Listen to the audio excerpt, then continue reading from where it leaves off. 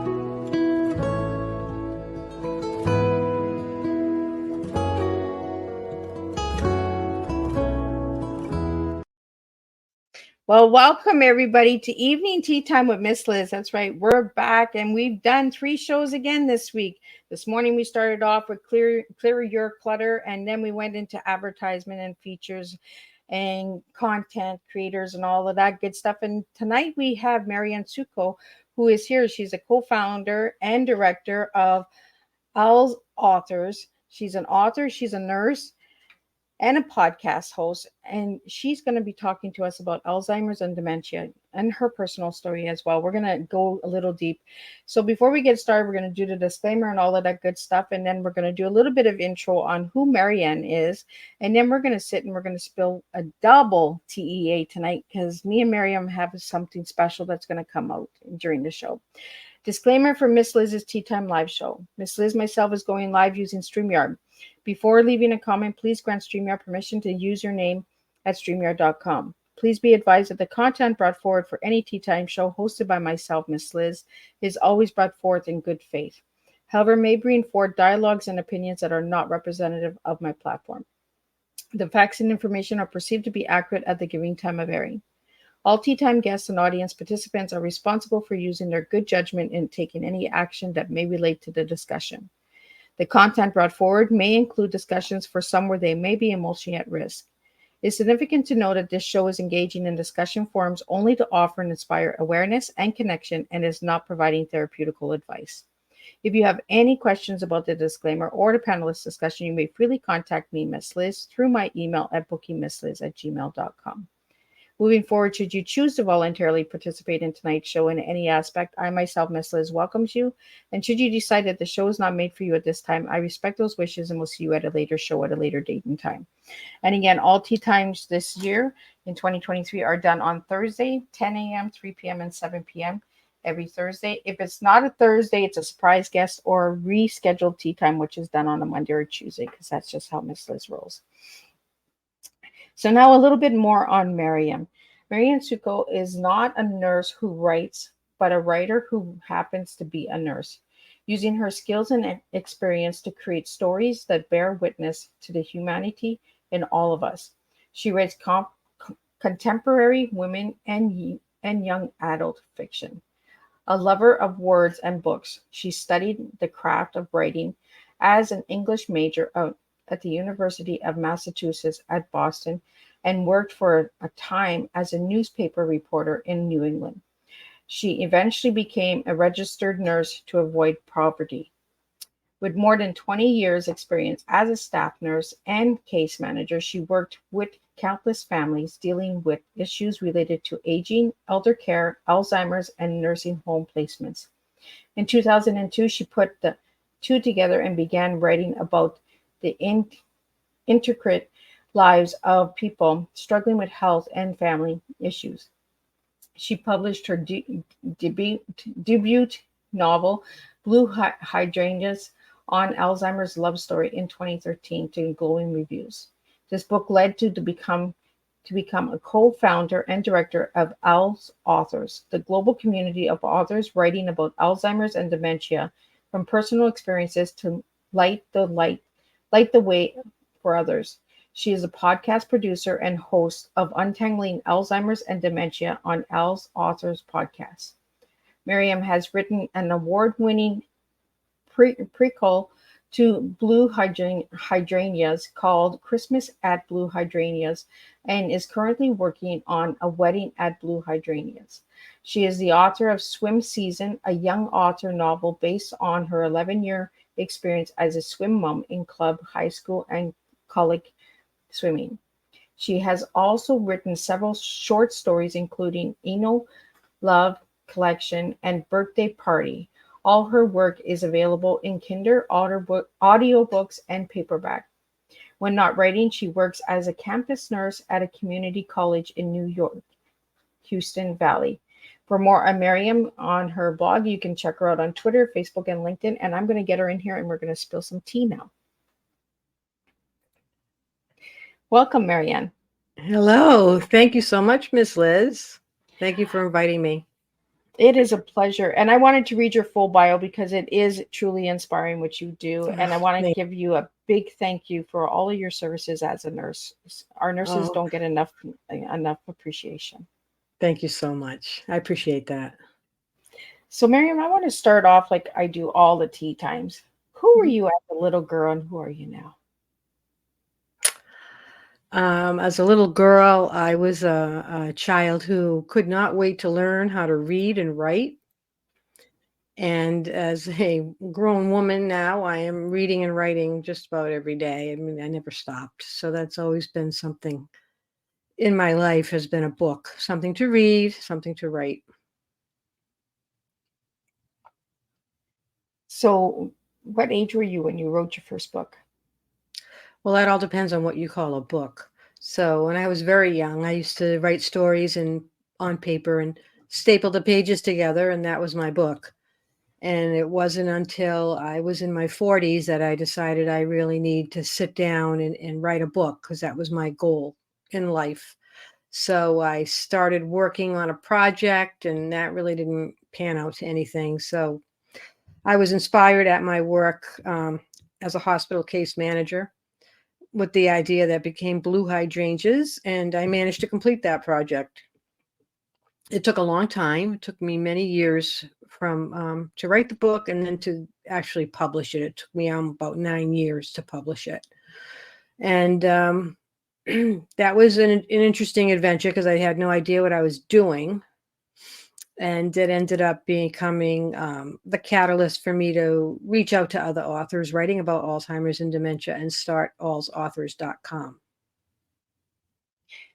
So, Miriam, you have a personal story connected to Alzheimer's and dementia, correct? Mm-hmm. Yes, I do. I have had several of my aunts whom had Alzheimer's, one back and in the in the 1990s, I guess it was. And she was very close to our family. She was my mother's oldest sister, 15 years older. So she was more like a grandmother. And we kind of like, that's how she treated us and how we treated her, as a very loving and benevolent, generous, kind grandma. And she started exhibiting signs of Alzheimer's. And at the time, she lived with my cousin, and I lived near them. So I got to spend a lot of time and witness her decline, which I didn't really understand at the time. And I don't think anybody really knew a lot about Alzheimer's back in the 90s. But she ended up passing. She went into the late stages in a nursing home, and she died of the Alzheimer's. And then I had my father's sister. Now, my father's sister, she was 15 years older than my father. Oh. But we weren't as close to her. But I was aware of her, and we spent a lot of time with them. And then when she became ill, I really didn't see her much anymore. And then I had another aunt on my dad's side, my uncle's wife, his brother's wife. And we were very close too, but she lived in California, so I didn't get to see her much, but I know that she had a very a terrible decline. So I'm kind of glad I missed it. And my aunt, my mom's sister, inspired me to go into nursing. At the time, I had never dreamt of being a nurse. Actually, it was something I absolutely did not want to do. When I was in high school, my senior year, my guidance counselor brought me into his office to talk about my plans. And I said, I want to be a writer. And he said, you'll be a good nurse. And I said, no, that's not ever going to happen.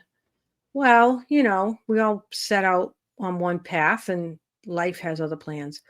So when I was at a crossroads, what I wanted to do with my career, because the writing thing wasn't working out, I ended up going to nursing school and working part-time as an aide in a nursing facility with Alzheimer's, people with Alzheimer's and dementia. So that was really a very strong foundation, and I enjoyed it. It wasn't anything, I liked going to work. I looked forward to seeing my people and just being with them. They were kind of fun, and it was good work. And then I went into nursing. And I met my husband. Now, my husband, his grandmother, she had Alzheimer's.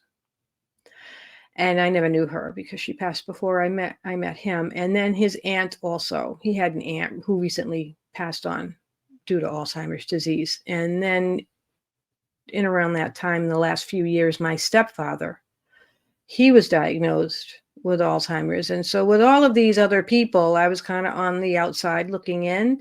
I wasn't responsible for anybody. I didn't have to make decisions. They didn't live with me. I was a visitor. I heard the stories. But when it was my stepfather, that was different because my stepfather really didn't have any family. And when I went with him and my mom, I took them to an attorney to draw up papers for their wills and their living wills and power of attorney and things like that. And he made me his person. So I never dreamed that he would have Alzheimer's or dementia. My mother was terrified of it because it took her sister from her. She would pray. My mom was a very devout Catholic woman, and she would literally pray to the Virgin Mary, please don't let me get Alzheimer's. So when my stepfather started showing signs that something wasn't right with him, I thought it was just he was depressed. Well, he was just being difficult because he was difficult. That was his nature. And he was a jokester and a prankster, and he liked to make trouble and instigate, make people argue. He liked that kind of thing. So we just thought he was amping that up. And finally, it got to a point where I said, there's something seriously wrong here, and brought him for an evaluation. And it turned out he did have dementia, which my mother was devastated because that was the big thing she was afraid of. She wasn't afraid of anything else. So I ended up becoming his power of attorney. I handled all of his legal, medical, and financial issues until he passed away. And prior to that, just not too long, he was diagnosed in 2015, but earlier in that year, we started AlzAuthors. So that all kind of like collided at that time. So Marianne, do you want to tell us a little bit about AlzAuthors and how many's in the community and how it works and all of that? Sure, I love to. That's my favorite topic. So I published my book. I was self-published. I couldn't get anybody interested in reading it, any editor or agent or anything like that, because I was an unknown writer, and it was on a tough topic. I mean, Alzheimer's and dementia are, a lot of people run away. They don't want to know about it or think about it. And I was really kind of depressed and discouraged by the fact that I couldn't get anybody even take a look at the first chapter. And I tried going the traditional publishing route for a few years, and a friend of mine had published her book on a Kindle, and that was when Kindle first came out. So she said, why don't you do that? It would, what have you got to lose? And I had nothing to lose. So I said, okay, I think I'll do it. So I did. It took me a year. I managed to get that accomplished, put the book out there, and then I started hearing from people who were reading it, or they weren't people that I knew. They were just people who found the book and read it and liked it. So I knew that I had a good product. I was happy about that. But still, I wanted to try to find a bigger audience. So at the time, I was involved with a writers group. It was called Clean Indie Reads. And what they did was they supported one another, trying to help people get publicity and promotion for their works. And they didn't compete against each other, and which is an interesting concept, because a lot of the people are writing in the same genres. They're looking for the same reader. And I got involved with them, and what we would do is share each other's books on social media, in our newsletters, on our blogs, and do all kinds of fun stuff online. And it was a good group, and share knowledge and help each other, figure out how to get published and how to market and all that. So I was thinking on that one day, and I said, gee, I wonder if it would be possible to find some other people who have written books on Alzheimer's and dementia and kind of do the same thing with them. I wonder if that would work. So I knew a few people. So I reached out to them, and we got together. There were 5 people initially. We decided to do a 1-month campaign. It was in June of 2015, which is Alzheimer's and Brain Awareness Month. And we said, why don't we promote each other's books and share blog postings and things like that during this month? We'll see what happens. So there were 3 of us, of those 5, who were really dedicated to this, and we got to become good friends. So at the end of that month, it was pretty good. We decided we would do it again in November. November is Caregiver Appreciation Month. So we said, well, let's do it again. That was fun. So we did. We had more fun. And then the following year rolls around. It's coming up again, Alzheimer's and Brain Awareness Month. And I said, why don't we get together again and do something, but let's do something bigger. Why don't we start our own blog? And why don't we invite other authors who have written books on this subject to write a blog post for us to promote their book, the story behind their story? We'll do it Monday to Friday for 4 weeks, the month of June. So we need 20 people. And we'll promote them all on social media. So then that's when we came up with the name AlzAuthors and started the blog. And at first we didn't know what was going to happen. We said, well, how are we going to find 20 people that are going to write a blog post for us? They don't know us, and we're nobody. We're just starting out. But at the end of the month, we had more posts. We had more authors that wanted to be involved. So we said, okay, why don't we keep going? But we won't do it every day. That was getting out of hand. We'll just do it once a week. Every week we'll have a new author, a new book. We'll see what happens. So that was in 2016. So here we are now in 2023, and we have over 350 authors in our collaborative. All of our authors, I would say well over 90%, 95 or more percent, have all been on their own personal dementia journey with a loved one. So these are people writing about something that they know deeply.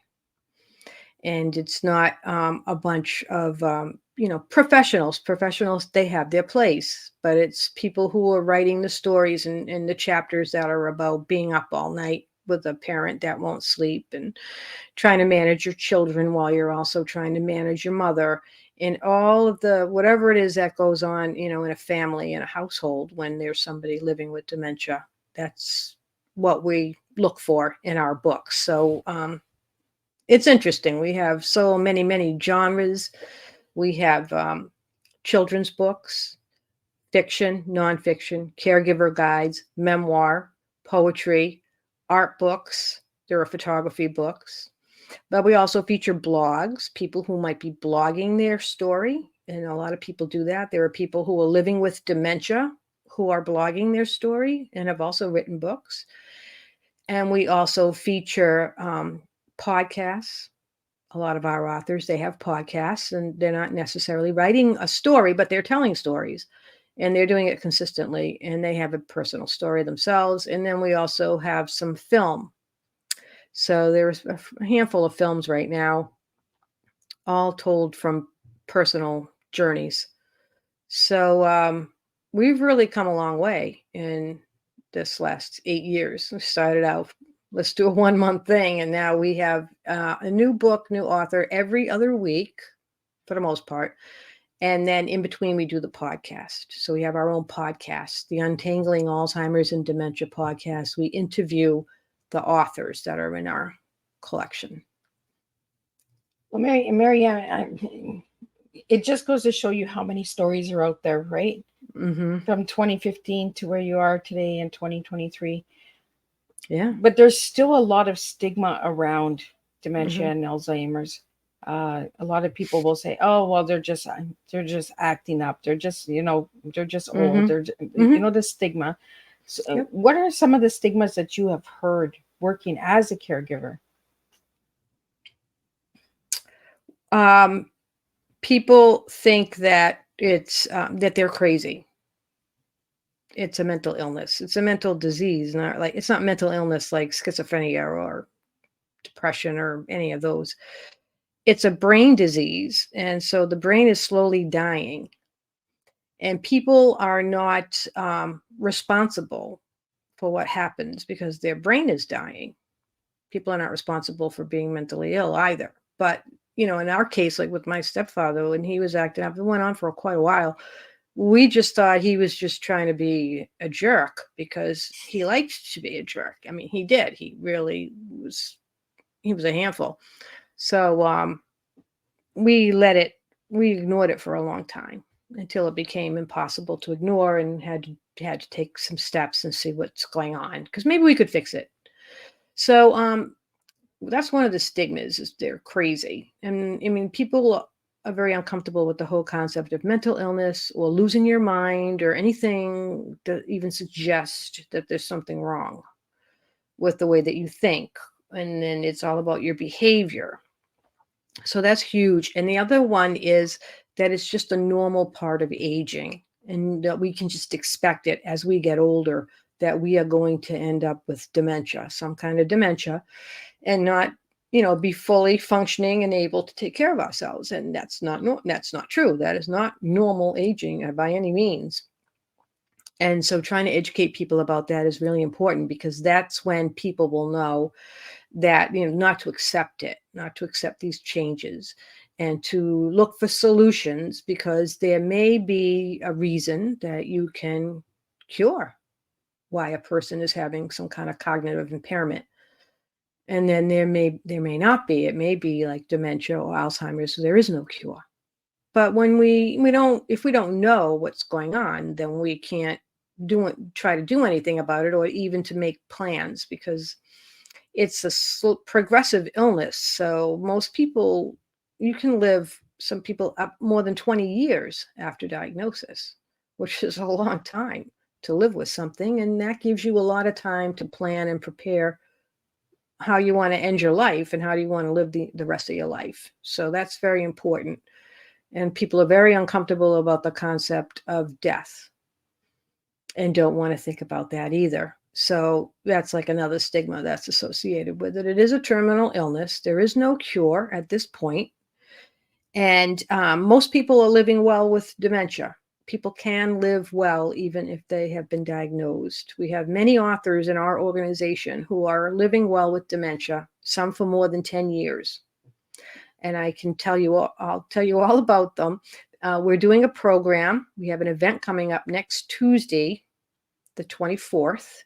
It's at 10:30 in the morning, called Everything You've Always Wanted to Know About Living with Dementia But Were Afraid to Ask, Part 2. And what this is a meeting of 5 people all living with dementia who have all either written a book or helped write their own book with somebody else. And we met with them 2 years ago and talked about their stories and their journeys. And we wanted to get back together again to see what's changed in the past 2 years, if anything. So we're going to get together with them again next week. And that's just an hour-long discussion. It's at 10:30 in the morning because 3 of these people live in the United Kingdom. So we have a 5-hour time difference. The other 2 are in the United States. It's 3 women, 2 men. And one of them, Peter Berry, he's a cyclist. He rides something called a penny farthing. I don't know if you've ever heard about it. It's one of those big bikes No. with the little wheel, the big giant wheel in the front and the little wheel in the Oh, back. yes, I have.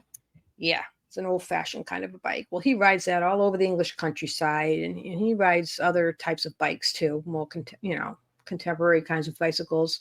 And he likes to raise money for the Alzheimer's cause, so he does that there. And he's got 2 books out, and both of them were written by his friend Deb Bunt, and it tells his story. And people who are interested in getting into the mind of a person with dementia can learn a lot from his books. We have Jennifer Butte, who is a physician. She had to retire from her practice. She lives in an assisted living in England, and she's kind of like the resident expert on everybody. She's still serving people using her medical expertise and her skills. I mean, she's not doctoring or anything like that, but she's there and she's still helping. And she has a book, and also she blogs. Her blog is called Glorious Opportunity, and that's what she considers her dementia, a glorious opportunity. Also in England is Wendy Mitchell, who is remarkable. She's been living with dementia for almost 10 years. She's just published her 3rd book, and that was written with the help of a journalist. So her book is kind of like ghostwritten. She travels all over England supporting Alzheimer's advocacy, research, speaking. She's been granted 2 honorary doctorates from 2 different universities. She has a very rich, full life. She lives by herself. And then in the United States, I have Michael Ellenbogen. He's a young man. His symptoms started at 39 years old, and he was diagnosed at 49. So in many, many cases, it takes that long for people to get an accurate diagnosis. And there's a lot of reasons for that, which we can get into. But he was diagnosed at 49. He was an IT executive. He had to leave his job, so he's been unemployed. He became a dementia advocate. He's spoken in front of the United States Congress. He was very active with blogging and social media and going out and doing public appearances, and wrote a book. And now that as his disease progresses, he's been slowing down. And then the last person is Herta Saunders. She's a South African. She lives in Utah. And she was a professional at university in the gender studies program. And she was also diagnosed early on and had to leave her work, and has published her memoir and blogs also, and has been the subject of a PBS documentary. So these people are not suffering with dementia. Okay, that's another stigma, that people think that people who have dementia, they're suffering, they're stricken, that their lives are horrible. No, not now anyway. So as I said, some of these people have been with this for 10 years. That's a long time.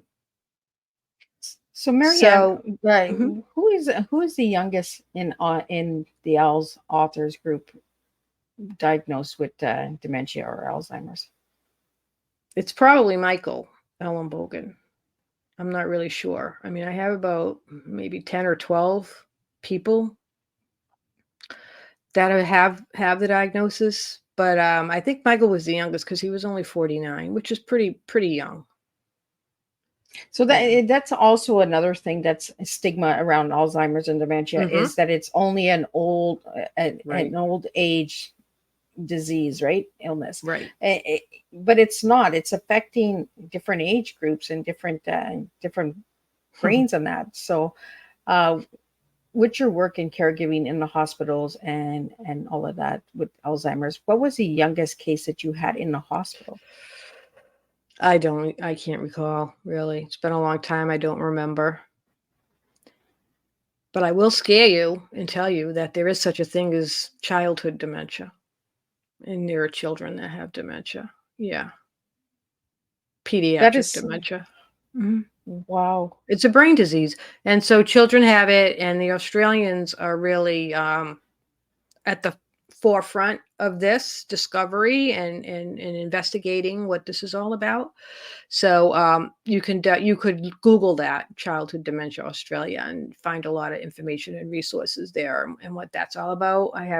I know about it, but I haven't really delved too deeply into that. It kind of scares me. And on the other, there's also canine and feline dementia, animals. Oh, Yeah, I had a cat. oh, I think he had dementia. hmm wow. But yeah, those things are real. It's a brain disease, and it can be caused by many different things. So we don't really know a lot about the brain. We know a lot more about other things. We know a lot about the heart. One of the things that we learned about, when you take care of your heart, you're also caring for your brain. So anything that you do to keep yourself heart healthy is also going to keep your brain healthy. So now you have two reasons to do it. Your diet, your exercise, managing your weight, socialization, keeping active, keeping your brain active, very important. People who, are more social tend to live better. They live longer. So those are things that people need to put into their lives if they don't have it already. It's really important. Well, and I think it's really important that we have this discussion, because we need to get these stories out there. And the Mm. title that you gave me to share tonight's story was The Value of Storytelling in Mm-hmm. Caregiving. Sharing our stories makes us strong. Do you want to Yeah. share a little bit on that? Yeah, because it all goes back to the stigma. And so sometimes when people have a diagnosis, they don't want to tell anybody. Peter Berry, whom I mentioned, he was like that for a year. He almost killed himself. He came very close to committing suicide because he was so despondent over the fact that he was going through this, and his father had been through it, so he knew what it was all about. And then they decided to start telling people. And there's two things that happen. Either you're going to have those people who rally around you and support you no matter what, and then you're going to have the ones who quietly move away. So people are afraid of that. Now, if say you're working and you're the primary breadwinner for your family, and now you have cognitive impairment, you've gotten some kind of a diagnosis. You don't want to talk about that because you'll probably lose your job. If you can keep it. I mean, some people Yeah. can work for a long time. It all depends on what you do. But people don't want to give that up, obviously. And people don't want to have the diagnosis associated with themselves or even with their loved ones. They're afraid people are going to think that, again, crazy, mentally ill, all of that stigma that's attached. So people tend to isolate and they don't tell others. So what we've learned is that when people do mention to somebody like a coworker or neighbor or anyone, somebody they know in church, we're dealing with this. My mom has dementia. In many cases, that person's going to say, "Oh, I know what you mean because we've got that too, or that happened to my grandmother." It's just unbelievable how it's such a deep thread that it infiltrates so many different families, but people think that they're the only ones. They don't understand. They don't, what are other people doing about this? And a lot of it comes from when a diagnosis is made, and this is like a huge problem with the medical establishment, is people are not given resources. They're told you have this illness, you can try this medicine, and we'll see you next year. And they leave with millions of questions and they don't even know where to turn. A lot of people don't know they have resources in their own community. Most communities will have an office for the aging and they can help, or they have the Alzheimer's Association, the Alzheimer's Society, or anything like that. There's plenty of agencies all over the world that can help people. And then there's tons of resources online. You can find information there and support. So when you isolate yourself from that, then you don't know about these resources. You're not able to take advantage of them. And so that's another big problem. And the other thing is change. So we are, as human beings, we do not like change. We like comfort. We like to stay in our comfort zone and we like to know what to expect and things to go the way that we plan. And when there's somebody has a diagnosis like dementia or any other very serious illness, what it does is it results in change across the whole board. Everybody's life is impacted now. So people want to, avoid that. So those are just some of those things. Yeah, I want to get into your tea because your tea is going to bring into the next the next part of our conversation. So if I give you the letter TEA, I know you have a TEA in you, and I also know that you have an EDS The in you. EDS. Yeah. So I want you to share that, and then I'll ask you why you gave me those words. Okay, so we'll start with the TEA. And I wrote Transforming Education of Alzheimer's. And so that's kind of like my mission here with AlzAuthors is to get people to learn and understand about Alzheimer's and dementia before they have to. That would be good. Before it's part of your life or somebody you love, is to kind of get an idea, what is this brain disorder about? Get rid of some of these stigmas, the misinformation that surrounds it.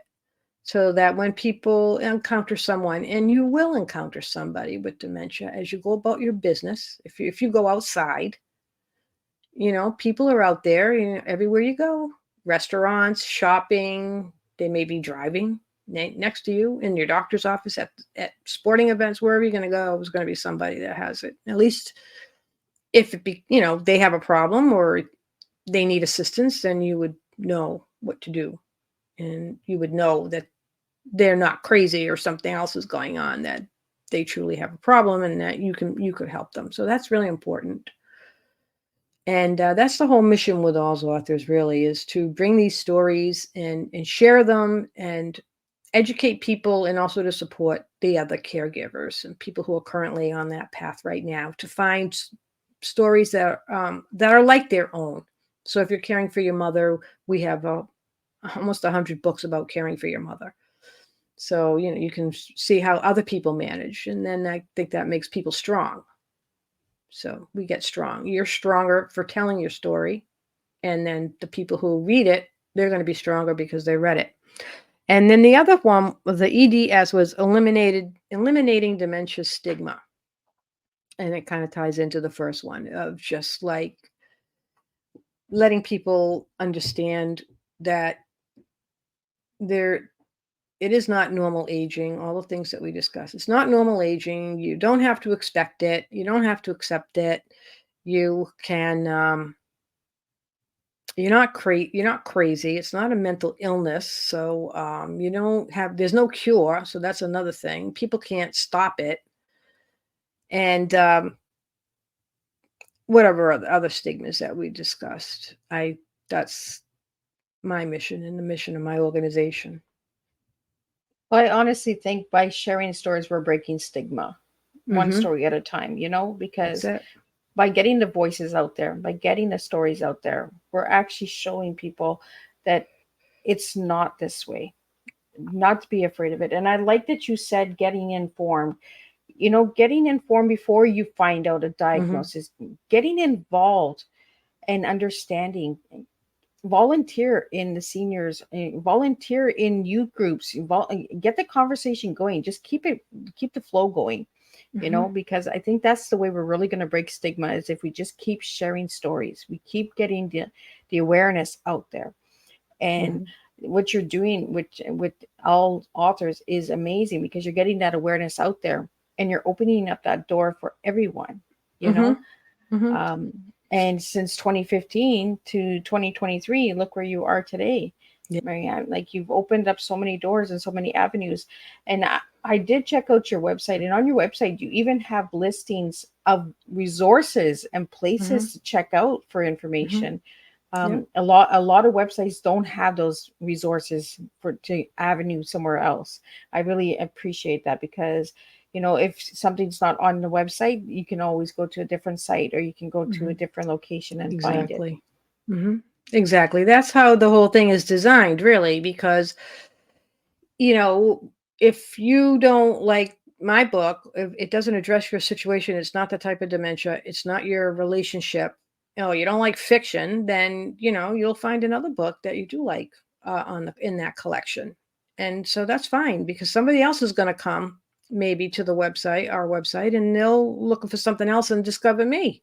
And, we're altruistic in that way. And one thing about websites, um, a lot of times people don't want anybody to leave their website and go to another website, because they're probably not going to come back. Right? That, how we get stuck in those little rabbit holes. Like, how did I get here? An hour later, I'm like, oh, I forgot where I started. So we are generous in that we will, if we have good information to share, and a lot of it comes from our authors and our partners, people that support us. Everything is very a shared mission. So we put that out there too, because our goal is just to help the families, the caregivers, and also, people working in this field, because even in people working in the field, they have their own stigmas. They take that to work with them. Yeah. Physicians will take that to work with them and treat patients and, give off a negative vibe, and don't even know that there are people who are out there who are like traveling the country with dementia, talking about dementia and making an impact. It's amazing. So, Marianne, you have a personal story with family members and loved ones. What is the biggest fear when you get that diagnosis as a family member, not the person who has the Alzheimer's and dementia, but what does it feel like for a family member? There's a lot of uncertainty, and there's going to be change. So my mom, when her husband, he was 9 years younger than her. So she was in her late 80s when he was diagnosed. And my biggest concern was that my mother's life was going to stay the same, because I knew that if she started going through a lot of turmoils and things, it was going to have a negative impact on her. And I think that's what happens to like a lot of people. They don't know what to expect. Some of the behaviors can be really hard to live with. They can be ugly. People don't behave well. And I'm talking about people who have dementia, although it could be anybody in the situation. But a lot of times, if people are having difficult behaviors and things like that, families don't know how to handle it. It can be scary. It can be dangerous. So a lot of people are afraid of things like that. And then there's like the huge financial burden.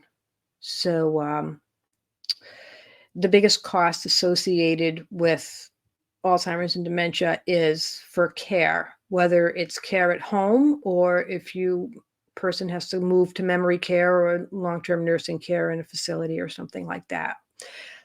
That can like wipe you out, bankrupt you in a very short time. In the United States, it's about $12,000 a month for my stepfather's nursing home.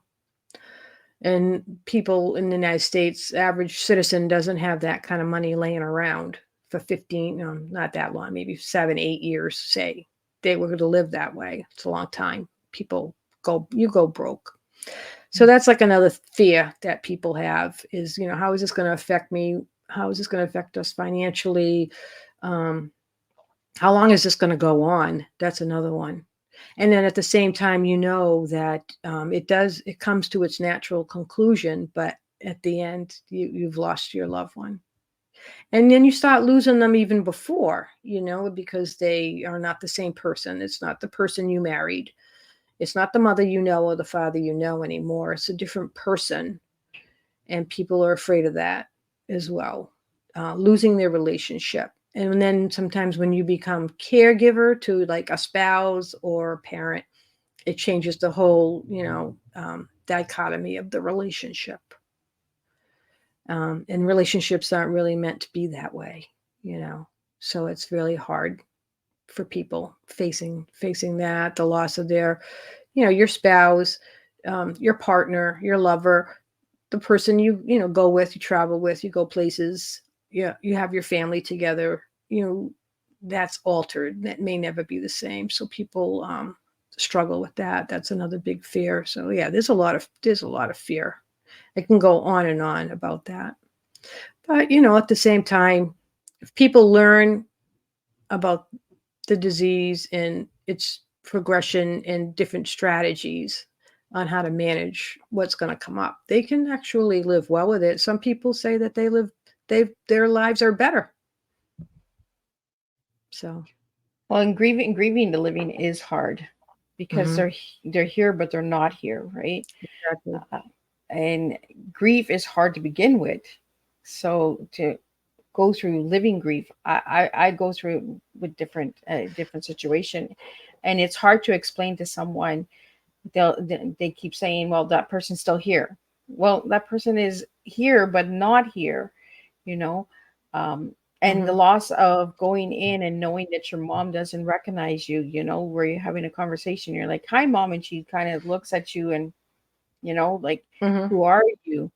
you know I want to get into because you said it could be aggressive at times, because people with dementia are known to have aggression. Is it because they're afraid inside of themselves that they're not understanding what's going on, so they get aggressive? That could be a part of it, but usually when somebody reacts in an aggressive manner, something's wrong. They don't have the ability to tell us what it is.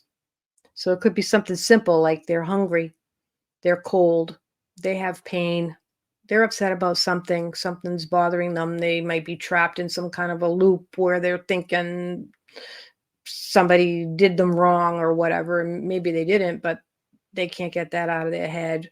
They feel trapped. There's a lot of things that it could be. So then it's the job of the caregiver to try to discover what that is. And sometimes you can manage people. It takes time though, but you can manage people and you don't have to medicate them so that they calm down. But that's usually the first thing, is to like have a list of like what could be bothering and work the list and see if you can discover what it could be. I mean, they could have soiled themselves. I mean, there's a million things. So, Marianne, we have a question here. Do you feel that we should be speaking about dementia and Alzheimer's in the elementary schools? Absolutely. Why? Because kids are already living with it. They have grandparents. They could be their parent with young onset Alzheimer's. It could be, a father, mother that has it. So, and it's very disruptive. It's disruptive to family life. It can be very disruptive. So, for example, say you're like 9 years old and you're playing like Little League and you're going to school and you have homework and you expect your parents to help you, and they do. But now your grandmother has dementia. So every night your mother goes to her house to make sure she's okay and to make sure she's eating and taking her meds and, get to bed, or visits at the nursing home. So now she's not there for you. And kids know that. Many children are even acting as caregivers to elders, parents, or grandparents. So it would not be unusual for a child to like maybe, before they go to school in the morning, to help get grandma up and make her breakfast and take her to the bathroom. I mean, yeah, it's a part of their life as well. So it's better for them to know and to understand what's going on so that they're not scared, because it's scary. When you're a kid, it's very scary. And to see strange behaviors, or your grandmother doesn't know who you are, kids have a hard time with that. But I think it would help also with the stigma, because it's not only just elders that are getting dementia. Like you mentioned earlier, animals have it, children have it. If we start opening that conversation to kids and understanding how they feel when having that conversation and saying, how do you feel that grandma and grandpa don't remember you? That, have that conversation, because we have to have these tough conversations in order to bring awareness, in order to get the conversation going, in order to understand it a lot more without the fear. Because I find if we start having these open conversations and discussions, we're going to take away some of the fear, some of the stigma. Right. And that's why we have so many books for kids in our collection. There's a ton of them. Beautiful picture books that talk about that. So I want to talk about some of the books that you have on your website, because you do have memoirs on there. You have caregiver guides. You have Mhm. fiction, you have children's books, teens, quick reads, and art. So do you want to share a Mhm. little bit about the art? Art, art is a very helpful tool in dementia. So we have books that help people teach people what kind of art projects and things that they can do with their loved one. It's a communication tool. So even if somebody's nonverbal, they may be able to draw what's going on inside them. It can be very profound. So we have books that are about that, but we also have books. We have one book, Cynthia Hewling Hummel, who is living well with dementia in New York, is a reverend. That was her career.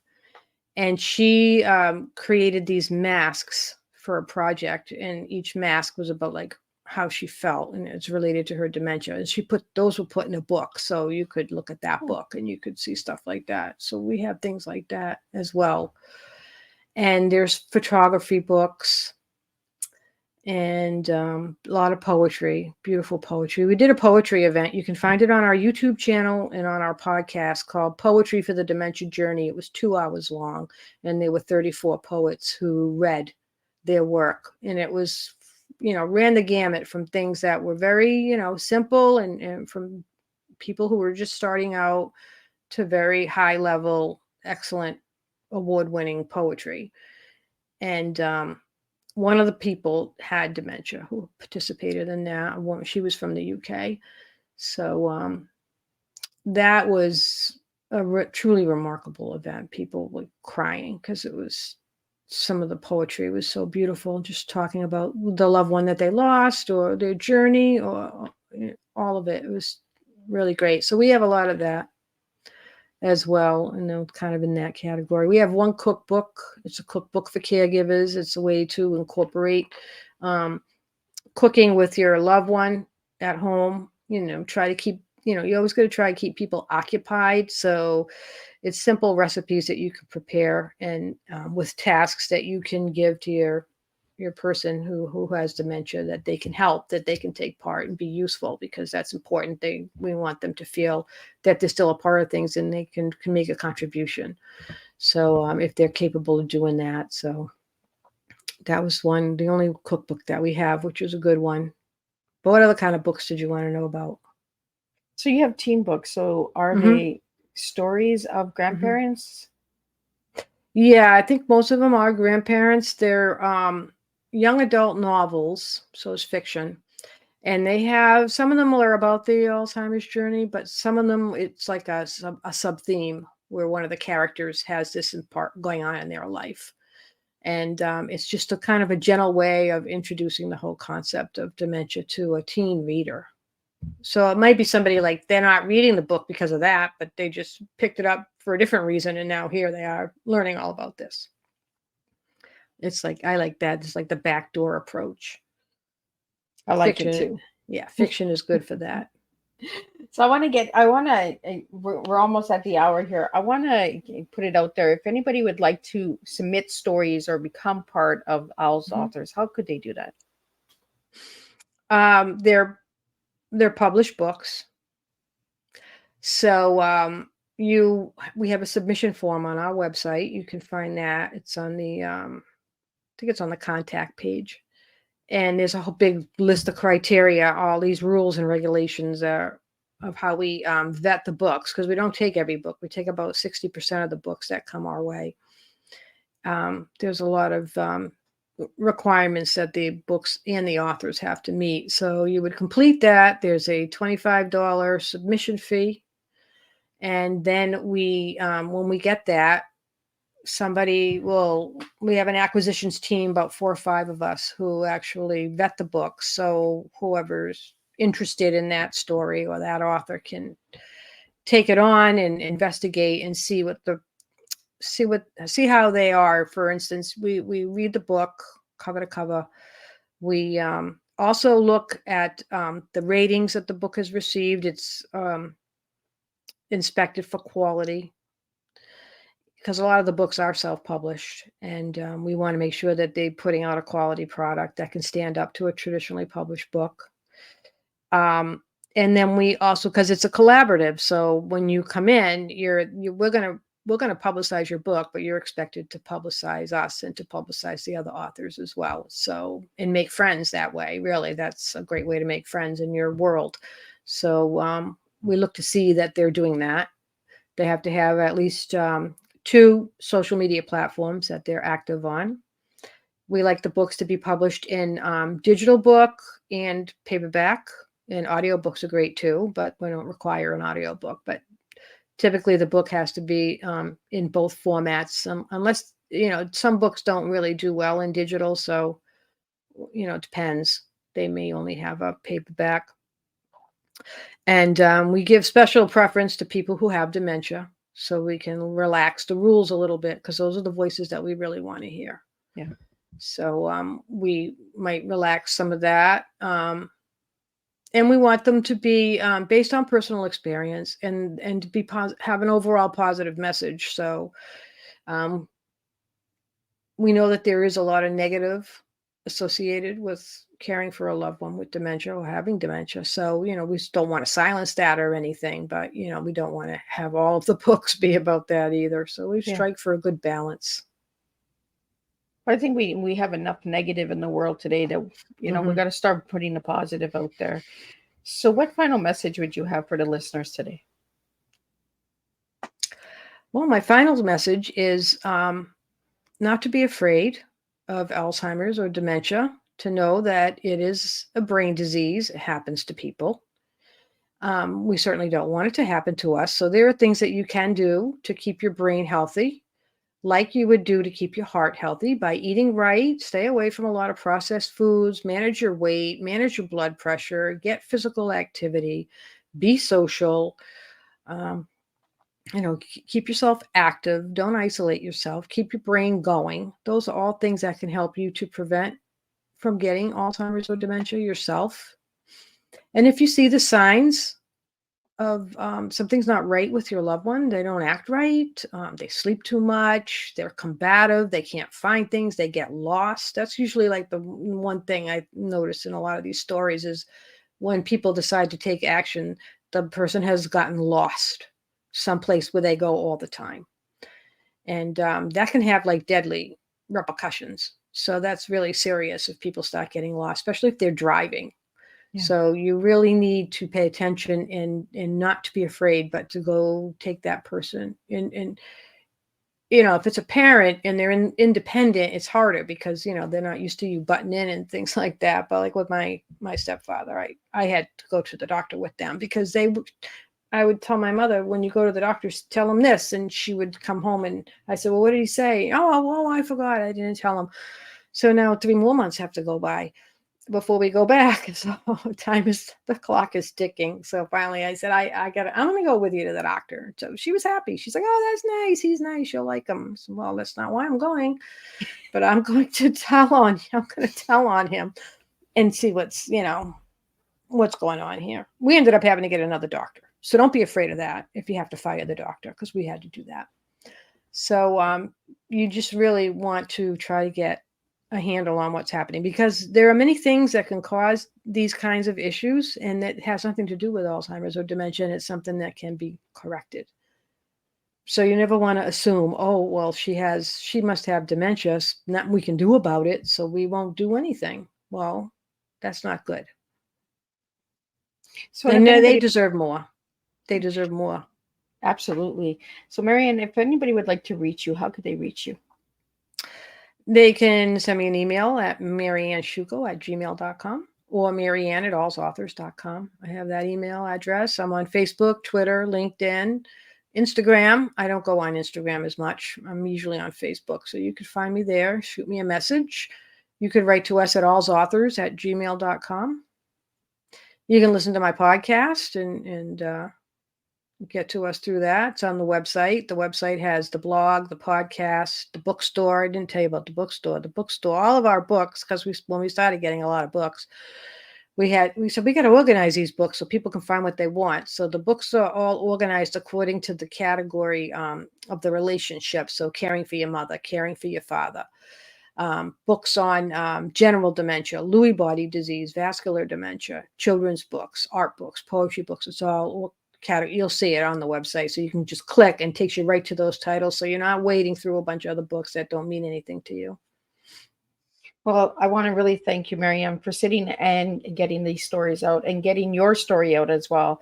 Thank If you. everybody would like to go and check out AlzAuthors.com, check it out. There's a lot of information there. I highly recommend that you go and check it out and keep the conversation going. Let's share this tea time. If you know somebody that's living with dementia or Alzheimer's or maybe experiencing it, share this tea time and let's get the information out there so we can all make a difference together. Super. Thank you. So I want to really thank you, Marianne, for sharing. And I want to thank all of the viewers and listeners for supporting Miss Liz. Without all of you guys, I could not do this.